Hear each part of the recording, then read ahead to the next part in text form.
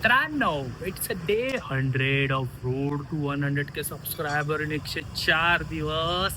त्या 104 दिवसामधले फक्त आता 4 दिवस राहिलेत आणि आपले सबस्क्रायबरचा काउंट पोचला आहे आणि 600 वर. लाज वाटली पाहिजे तुम्हाला. म्हणजे मी 100 वर्ष 100 दिवस कंटिन्यू ब्लॉग करतो आणि 1000 फॉलोअर पण कम्प्लीट नाही करू शकला तुम्ही माझ्यासाठी. शी कसं आहे यार. मग नंतर बोलायचं नाही भाई. 2-4 महिन्यानंतर मी आणखीन एक्स्ट्रीम फेमस झाल्यानंतर मग बोलायचं नाही की भावेश आम्हाला बघत नाही आणि हे नाही करत. 100 दिवसाचा हा आता कालखंड झालाय आणि या 100 दिवसात मी कन्सिस्टंटली ब्लॉग करतोय. भले छोटा छोटा का होईना पण रोज येऊन तुमच्या समोर माझा हे थोड घेऊन मी उभा असतो की हा आहे आजचा दिवस हे आजचा दिवस ते. आणि खूप आनंद वाटतोय की आत्ता ते संपत आले आहेत. म्हणजे आज 100 दिवस आणि अजून पुढचे 4 दिवस म्हणजे 15 मेला 1 वर्ष होणार आहे कम्प्लीट.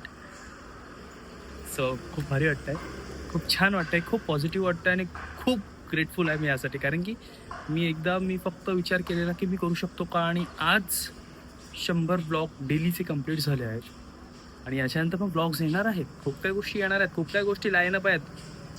First plan baby. ठीक आहे, आता ऑफिसला निघतो असा नाही, शर्ट वगैरे घालून ऑफिसला निघतो. बाकी बघूया दिनचर्यात काय काय होतं ते. ठीक आहे, केस मस्त असं 1 नंबर सेट केले आहेत कारण की ड्रायर मी मारत नाही. बट ते असे ऑफिसमध्ये असे ते घुंगरू होतात त्याच्यामुळे कंप्लेंट होते माझी. सो म्हणून मी डिसाईड केलं की जरा का असं सेट करून जाऊया. ठीक आहे.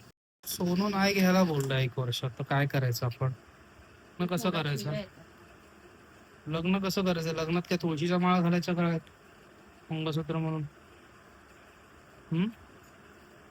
What should we do now. Petrol पण नाही वाया घालवायचंय आणि मेट्रो तर आहे, आपण ट्रेनचा तर प्रवास करतोय. सोन्याचा काय मुद्दा आहे. 1 वर्ष सोन्याच नाही खरेदी करायला सांगितलंय.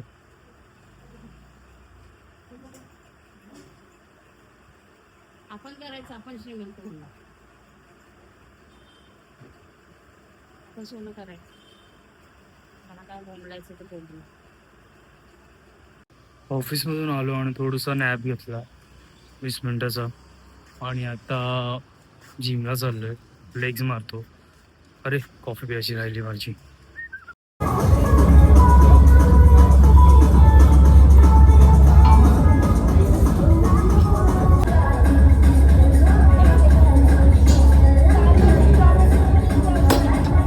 लेग्स मारल्यानंतर असं काहीतरी दिसतो.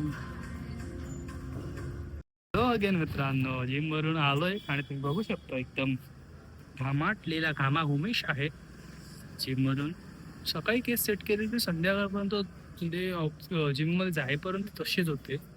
So which is quite impressive. So ठीक आहे, आता घामाने भिजलोय. आता काय माहिती आहे कसं काय. आता प्रोटीन म्हणून जेवणारच आहे डिरेक्ट, पण त्याच्या अगोदर आंघोळ कर फ्रेश होईल कारण की खूप गरम आहे, गरम होतोय. आणि इथपर्यंत आल्याबद्दल तुमच्या सगळ्यांचा आभार मानतो. मित्रांनो, भेटूया आपण उद्याच्या ब्लॉगमध्ये. तोपर्यंत काळजी घ्या आणि जिवंत राहा. Bye bye.